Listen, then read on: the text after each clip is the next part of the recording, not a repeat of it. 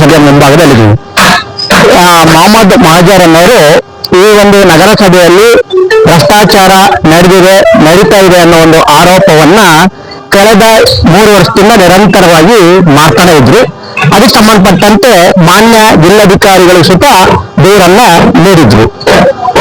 ಅಂದಿನ ಮಾನ್ಯ ಜಿಲ್ಲಾಧಿಕಾರಿಗಳು ಇವರ ಒಂದು ದೂರಿಗೆ ಸ್ಪಂದನೆ ನೀಡದೇ ಇರೋ ಕಾರಣ ಇವರು ಸರ್ಕಾರದ ಅಧೀನ ಅಧಿಕಾರಿಗಳಿಗೆ ಸುತ ದೂರನ್ನ ನೀಡಿದ್ರು. ಈ ಒಂದು ನಗರಸಭೆ ವ್ಯಾಪ್ತಿಯಲ್ಲಿ ನಕಲಿ ದಾಖಲೆಗಳನ್ನ ಸೃಷ್ಟಿ ಮಾಡಿ ಬೋಗಸ್ ಕಾಮಗಾರಿ ಮಾಡಿ ಒಂದೊಂದು ಕಾಮಗಾರಿಗೆ 2-3 ಬಾರಿ ಬಿಲ್ಲನ್ನ ಮಾಡಿಕೊಂಡಿರ್ತಕ್ಕಂಥದ್ದು ಇವರ ಒಂದು ದೂರಿನ ಆರೋಪ ಆಗಿತ್ತು. ಆ ನಿಟ್ಟಿನಲ್ಲಿ ಈಗಿನ ಮಾನ್ಯ ಜಿಲ್ಲಾಧಿಕಾರಿಗಳಾದಂಥ ಗಂಗಾಧರ ಸ್ವಾಮಿ ಅವರು ಇವರ ಒಂದು ದೂರಿನ ಆಧಾರದ ಮೇಲೆ ಅದನ್ನ ತನಿಖೆ ನಡೆಸಿದಾಗ 96,51,000 ರೂಪಾಯಿ ಆ ರೀತಿ ಒಂದು ಅವ್ಯವಹಾರ ಆಗಿದೆ ಅನ್ನೋದು ನಿಜ ಆಗಿದೆ. ನಿಜ ಅಂತ ಗೊತ್ತಾದ ಮೇಲೆ ಅವರು ಆ ಒಂದು ಯಾರು ಆ ಬೋಗಸ್ ಬಿಲ್ಲನ್ನ ಸುಳ್ಳು ದಾಖಲೆಗಳನ್ನ ಸೃಷ್ಟಿ ಮಾಡಿ ಬೋಗಸ್ ಕಾಮಗಾರಿ ಮಾಡಿ ಯಾರ್ಯಾರು ಡಬಲ್ ಬಿಲ್ ಮಾಡ್ಕೊಂಡಿದ್ರು ಅವ್ರ ಮೇಲೆ FIR ಮಾಡುವಂತೆ ಮಾನ್ಯ ಪೌರಾಯುಕ್ತರಾದಂಥ ಸುಬ್ರಹ್ಮಣ್ಯ ಶೆಟ್ಟಿ ಅವರಿಗೆ ನಿರ್ದೇಶನ ನೀಡಿರುತ್ತಾರೆ. ಮಾನ್ಯ ಜಿಲ್ಲಾಧಿಕಾರಿಗಳ ಸೂಚನೆಯಂತೆ ಮಾನ್ಯ ಪೌರಾಯುಕ್ತರಾದಂಥ ಸುಬ್ರಹ್ಮಣ್ಯ ಶೆಟ್ಟಿ ಅವರು ಪೊಲೀಸ್ ಠಾಣೆಯಲ್ಲಿ ದೂರನ್ನ ದಾಖಲಿಸಿರ್ತಾರೆ. ಆ ನಿಟ್ಟಿನಲ್ಲಿ 7 ಜನರ ಮೇಲೆ ಈಗಾಗಲೇ FIR ಆಗಿದೆ. ಆ ಮೂಲಕ ಮೊಹಮ್ಮದ್ ಮಹಾಜರ್ ಅವರ ನೀಡಿದಂತ ಒಂದು ದೂರಿನ ಮೇಲೆ ಮತ್ತು ಅವರ ಹೋರಾಟಕ್ಕೆ ಅಲ್ಪ ಮಟ್ಟದ ಯಶಸ್ವಿ ಸಿಕ್ಕಿದೆ ಅಂತ ಹೇಳ್ಬೋದು. ಆದ್ರೂ ಸುತ್ತ ಇವರು ಅಷ್ಟಕ್ಕೆ ಸುಮ್ಮನಾಗಿಲ್ಲ. ಅಂದ್ರೆ ಇವರು ಹೇಳುವಂತೆ 1 ವರ್ಷದಲ್ಲಿ 10 ಕೋಟಿ ರೂಪಾಯಿ ಅವ್ಯವಹಾರ ಆಗಿದೆ, ಅದಕ್ಕೆ ಸಂಬಂಧಪಟ್ಟ ಎಲ್ಲಾ ದಾಖಲೆಗಳು ನನ್ನ ಬಳಿಯಲ್ಲಿದೆ. ಆ ರೀತಿ ನಾನು ಮಾಡ್ತಕ್ಕಂಥ ಆರೋಪದಲ್ಲಿ ಏನಾದರೂ ಸುಳ್ಳು ಕಂಡು ಬಂದ್ರೆ ನನ್ನ ಮೇಲೆ ನೀವು ಕಾನೂನು ರೀತಿಯಲ್ಲಿ ಕ್ರಮ ತೆಗೆದುಕೊಳ್ಳಿ, ಅದಕ್ಕೆ ನಾನು ಮುಕ್ತವಾದ ಅವಕಾಶ ನೀಡ್ತೀನಿ ಅನ್ನೋ ಮಾತನ್ನ ಸುತ್ತ ಹೇಳಿದ್ದಾರೆ. ಅವರ ಒಂದು ಹೋರಾಟ ಏನಂದ್ರೆ ಈ ಏನು ಅವ್ಯವಹಾರ ಇದೆ, ಈ ಏನು ಭ್ರಷ್ಟಾಚಾರ ಇದೆ, ಈ ಭ್ರಷ್ಟಾಚಾರದ ಹಣ ಉಳಿಸಿದ್ರೆ ಇವತ್ತು ಹರಿಹರ ಸುಂದರ ನಗರ ಆಗ್ತಿತ್ತು. ಅಂದ್ರೆ ಈ ಹರಿಹರ ಸುಂದರ ನಗರನೂ ಆಗ್ಲಿಲ್ಲ, ಹರಿಹರ ಅಭಿವೃದ್ಧಿನೂ ಆಗ್ಲಿಲ್ಲ. ಆದ್ರೆ ಕೆಲವು ಅಧಿಕಾರಿಗಳು ಈ ಒಂದು ಭ್ರಷ್ಟಾಚಾರದ ಮೂಲಕ ಅವರ ಮನೆಯ ಒಂದು ಖಜಾನೆಯನ್ನ ತುಂಬಿಕೊಂಡ್ರೆ ವಿನಃ ಹರಿಹರ ಅಭಿವೃದ್ಧಿ ಬಗ್ಗೆ ಯಾರು ಚಿಂತನೆ ಮಾಡಲಿಲ್ಲ. ಯಾರು ಇದ್ರಾಗ ಯಾರು ಒಬ್ರು ಇಲ್ಲಲ್ಲ, ಒಂದೇ ಕೈಯಿಂದ ಚಪ್ಪಾಳಿಗೆ ಹೊಡೆಯಕ್ ಆಗಲ್ರಿ. ಕರೋನಾ ಟೈಮ್ ನಲ್ಲಿ ಇದ್ದಾಗ ಕಮಿಷನರ್ಗಳು ಹೊಡೆದಿರೋ ದುಡ್ಡು 110% ಹೇಳ್ತೇನ್ರಿ. ಏನಾರಾದ್ರೂ ನಮ್ಮ ಮೇಲೆ ಆಕ್ಷನ್ ತಗೊಳ್ಳಿ, ನಾನು ಹೇಳ್ತಾರಲ್ಲ. ಇಂಥವ್ರು ಬಹಳ ಹಗರಣ ಅದಾವ, 110 ಹಗರಣ ಅದಾವ. ಬರೀ 1ನೇ ವರ್ಷದಲ್ಲಿ 10 ಕೋಟಿ ರೂಪಾಯಿ ಹೊಡೆದಿರೋದು ಬಯಲಿಗೆ ಬರುತ್ತೆ. ಯಾರು ಏನ್ ಮಾಡಲ್ಲ, ಯೋಜನೆ ಮಾಡಕ್ ಆಗಲ್ರಿ. ಕಮಿಷನರು ಬರ್ತಾರಲ್ಲಿ. ಆಮೇಲೆ ಅಧ್ಯಕ್ಷತೆಯಲ್ಲಿ ಯಾರು ಅಧ್ಯಕ್ಷರು ಹೋಗಿದ್ರು ಮೀಟಿಂಗ್ ನಾಗ ಪಾಸ್ ಮಾಡಿರ್ತಾರೆ. ಎಲ್ಲ ಸದಸ್ಯರು ಹೌದಂತೆ ಹಂಗಿರ್ತಾರ. ಮಾಸ್ಟರ್ ಫೈಲ್ ತೆಗೀರಿ, ಯಾರ್ಯಾರು ಆಫೀಸರ್ ರೆಡಿ ಮಾಡ್ರಿ, ಹೆಂಗ್ ಬಂತು ಏನ್ ಬಂತು. ಈಗ DC ಆಫೀಸ್ಗೆ ಅನುಮೋದನೆ ಹೋಗಿರ್ತೈತಿ, ಫೈಲ್ ಮೀಟಿಂಗ್ ನಾಗ ಪಾಸ್ ಮಾಡ್ಕೊಂಡ್ರೆ DC ಆಫೀಸ್ಗೆ ಹೋಗಿರ್ತೈತಿ. ಮತ್ತೆ ಅವರು ಹೊಣೆ ಆಗಿರ್ತಾರೆ. ಯಾರಿಗೇನು ಮಾಡಕ್ಕಾಗಲ್ಲ ಸರ್. ನಾನು ಒಬ್ಬನ ಕೈಲೇ ಈಗ ಹರಿಹರ ಸ್ವಚ್ಛ ಮಾಡ್ತೇನೆ ಅಂತ ನನ್ನ ಕೈಲೇ ಸಾಧ್ಯ ಆಗಲ್ಲ. ನಮ್ದು ಈಗ 63 ವರ್ಷ, ನಮ್ಗೆ ಎಷ್ಟೈತೆ ಅಷ್ಟು ಮಾಡ್ತೇನೆ. ಇನ್ನೂ ಉನ್ನತ ತನಿಖೆ ಆಗ್ಬೇಕು ನೋಡಿ. ಇದರಲ್ಲಿ ಒಂದು 18 ಕಾಮಗಾರಿ ಒಂದೈತಿ ನೋಡಿ, ತೋರಿಸ್ತೇನೆ. 18 ಕಾಮಗಾರಿ ಒಂದು, 17 ಕಾಮಗಾರಿ ಒಂದು, ಇದು ತನಿಖೆ ಆಗುತ್ತೆ. ಒಂದು ಕೆಲಸ ಮಾಡಿದ್ರಿ ಎಲ್ಲಿ ಹೇಳಿದ್ರೆ ಹೇಳ್ತೇನೆ ಬರ್ರಿ. ಈಗ ಮುಂದಿನ ದಿನಗಳಲ್ಲಿ ಇದು DC ಆಫೀಸ್ಗೆ ತೋರಿಸ್ತಾ ಇದ್ದೇನೆ. ಇದನ್ನೈತಲ್ಲ ಈಗ DC ಆಫೀಸ್ಗೆ ನಾನು ಮತ್ತೆ ಕಂಪ್ಲೇಂಟ್ ಕೊಡ್ತಾ ಇದ್ದೇನೆ. ಮುಂದಿನ ಜಿಲ್ಲಾಧಿಕಾರಿ ಹೆಂಗ್ ಮಾಡ್ತಾರ, ನಾನು ಕೊಡೋದಂತೂ ನಿಜ ರೀ, ಇದು ಮಾತ್ರ ಸತ್ಯ. ಯಾರು ತಪ್ಪಿಸ್ತಾರೆ, ನಂದು ಒಂದು ಗುರಿ ಏನೈತಪ್ಪ ಅಂದ್ರೆ ತಪ್ಪಿಸ್ತಾರೆ ಅವ್ರಿಗೆ ಶಿಕ್ಷೆ. 7 ಜನರ ಮೇಲೆ FIR ಆಗಿದೆ, 200 ಜನಕ್ಕೆ ಆಗ್ಬೇಕ್ರಿ. ಈಗ ನೀವು ಕಮಿಷನರ್ ಪಾತ್ರ ಇದೆ ಅಂತ ಹೇಳ್ತಿದ್ದೀರಾ? ಅದು ಹೌದು. ಹಳೆ ಕಮಿಷನರ್ ಒಬ್ಬರು ಜೈಲಿಗೆ ಹೋಗಿದಾರಲ್ಲ, ಯಾರು ಇವನು ಬಸವರಾಜರು, ಅವ್ರ ಕೈಯಲ್ಲಿ ಎಷ್ಟೇ ಹಗರಣಗಳು ಬಯಲಾಗ್ತಾವ ಅನ್ನೋದು ನೋಡ್ರಿ ನೀವು. ನಾನು ಇದನ್ ಮಾಡಿದ್ರೆ ನನ್ನ ಮೇಲೆ ಪನಿಷ್ಮೆಂಟ್ ನೋಡ್ರಿ, ಅವ್ರು ಎಷ್ಟು ಹಗರಣ ಮಾಡಿದಾರೆ ನೋಡ್ರಿ.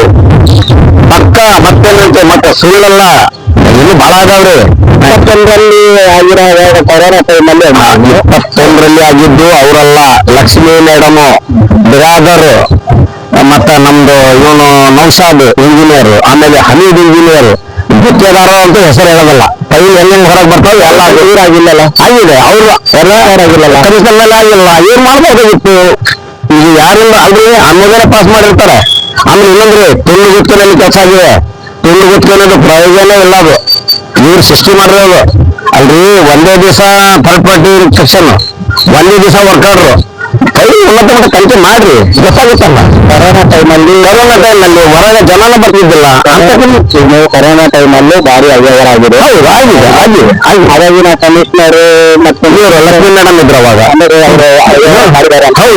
ಹೌದು. ಮತ್ತೆ ಯಾಕೆ ಮಾಡಿಲ್ಲ ಅಂದ್ರೆ ಅದು ಇವ್ರಿಗೆ ಗೊತ್ತಾರ. ಅದು ಇನ್ನೂ ನಾನಂತೂ ದೂರ ಕೊಟ್ಟಿದ್ದೇನೆ. ತನಿಖೆ ಮಾಡೋದು ಇವ್ರ ಕರ್ತವ್ಯ.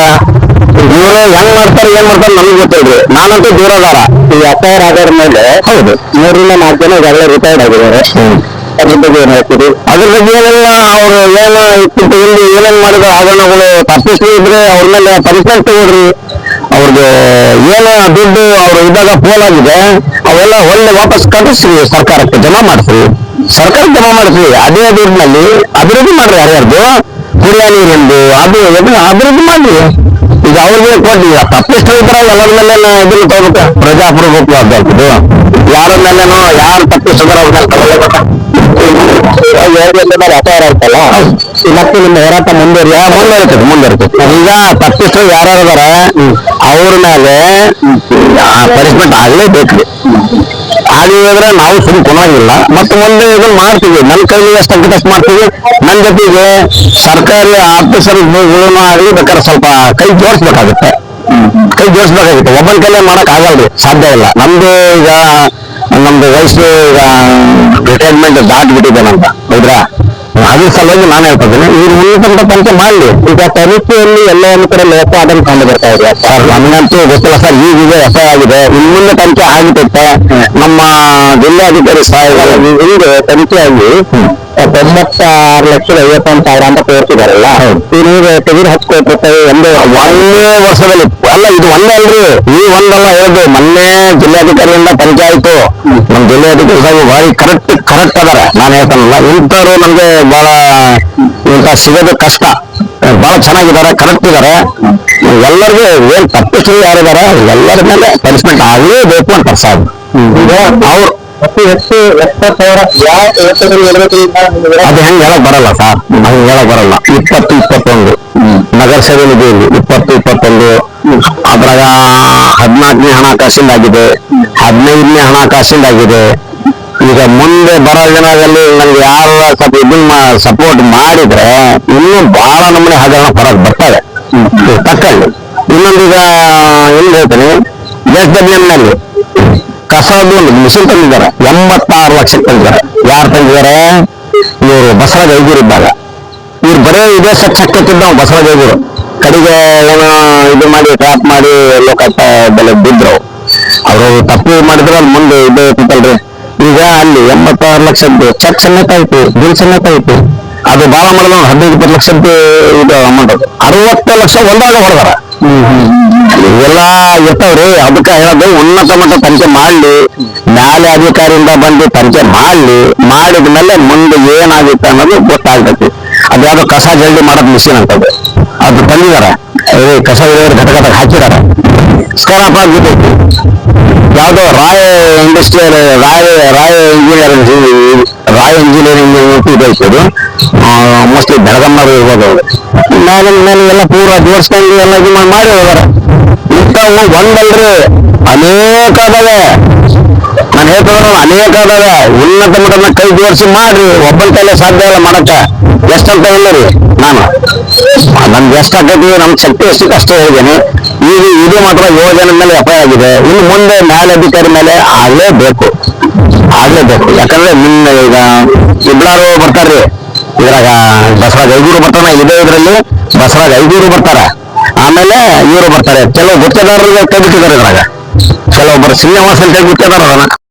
ಈಗ ಹರಿಹರ ನಗರಸಭೆ ಸಂಬಂಧಪಟ್ಟಂತೆ ಕೆಲವರು ಸುಳ್ಳು ದಾಖಲೆಗಳನ್ನ ಸೃಷ್ಟಿ ಮಾಡಿ ಬೋಗಸ್ ಕಾಮಗಾರಿ ಮಾಡಿ ಡಬಲ್ ಬಿಲ್ ಮಾಡಿದ್ದಾರೆ ಅಂತೇಳಿ ತಾವು ಆರೋಪ ಮಾಡಿದ್ದು. ಮತ್ತು ಅದ್ರ ಜೊತೆಗೆ ದೂರನ್ನು ಸಹ ಜಿಲ್ಲಾಧಿಕಾರಿಗಳು ದೂರಿದ್ವಿ. ನಿಮ್ಮ ದೂರಿನ ಮೇಲೆ ಜಿಲ್ಲಾಧಿಕಾರಿಗಳು ತನಿಖೆ ನಡೆಸಿದ್ದಾರೆ. ಅಲ್ಲಿ 96,51,000 ರೂಪಾಯಿ ಅವ್ಯವಹಾರ ಆಗಿದ್ ನಿಜ ಅನ್ನೋದನ್ನ ಎತ್ಕೊಂಡ್ಬಿಟ್ಟು ಅವ್ರ ಮೇಲೆ ಅಂದ್ರೆ 7 ಜನರ ಮೇಲೆ ಎಫ್ಐಆರ್ ಆಗಿದೆ. ಆ ಜಿಲ್ಲಾಧಿಕಾರಿಗಳ ಕೃಪನ ಮೇಲೆ ಪೌರಾಯುಕ್ತ ದೂರು ಕೊಟ್ಟಿದ್ವಿ. ಈಗ ಎಫ್ಐಆರ್ 7 ಜನರ ಮೇಲೆ ಆಗಿದೆ. ಇದಕ್ಕೆ ಸಂಬಂಧಪಟ್ಟಂತೆ ನಿಮ್ಮ ಹೋರಾಟಕ್ಕೆ ತಂದ ಜಯನ ಅಥವಾ ನಿಮಗೆ ಸಮಾಧಾನ ಆಗಿದೆ ಇಲ್ಲ? ಸರ್, ಈಗ ಇದರಲ್ಲಿ ಏನಂದ್ರೆ ತಿರುವನೀರು ಸರಬರಾಜು ಅಂತೇಳಿ 11 ವಾರ್ಡ್ನಲ್ಲಿ ಮಾಡಿದ್ದಾರೆ. ಅದು ಟೋಟಲ್ 30 ಕಾಮಗಾರಿ ಬೋಕಸ್ ಆಗಿರೋವು. ಇವರು ಈಗ ತನಿಖೆ ಮಾಡಿದಾರ, 18 ಬೋಕಸ್ ಅಂತ ಆಗಿದೆ ಅಂತ ಗೊತ್ತಿದೆ. 18 ಕಾಮಗಾರಿ ಅಂತೇಳಿ ತೋರಿಸಿದ್ದಾರೆ. ಇನ್ನೂ 12 ಕಾಮಗಾರಿ ಬೋಕಸ್ ಬಿಲ್ ಇನ್ನೂ ತನಿಖೆ ಮಾಡಬಹುದಾಗ ಉನ್ನತ ಮಟ್ಟದಾಗ ಅವರು ಬಂದು ಅಕೌಂಟ್ ಸೆಕ್ಷನ್ ಅಲ್ಲಿ ಕುತ್ಕೊಂಡಿದ್ದು ಆ ಡೇಟ್ ವೈಸ್ ತಗದ್ ನೋಡಿದ್ರೆ ಇನ್ನು ಬಹಳ ನಮ್ಮನಿಗೂ ಕೋಟಿಗಟ್ಟಲೆ ಸಿಗ್ತವೆ. ಒಂದೇ ವರ್ಷದಲ್ಲಿ 10 ಕೋಟಿ ರೂಪಾಯಿ ಹೊಡೆದಿರೋದು ಬಯಲಿಗೆ ಬರ್ತೈತಿ.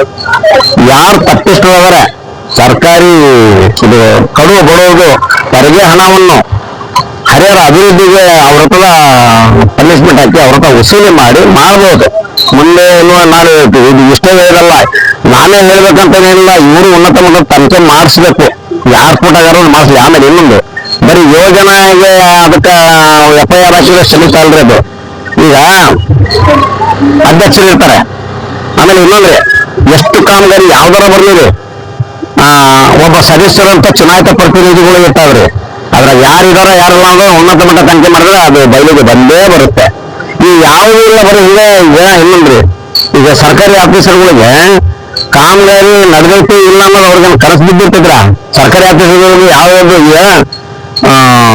ಇಂಥದ್ದು ಕಾಮಗಾರಿಯನ್ನು ಕೈಗೆತ್ತಿಕೊಳ್ಬೇಕು ಅಂತೇಳಿ ಸದಸ್ಯರು ಕೊಟ್ಟಿರ್ತಾರೆ.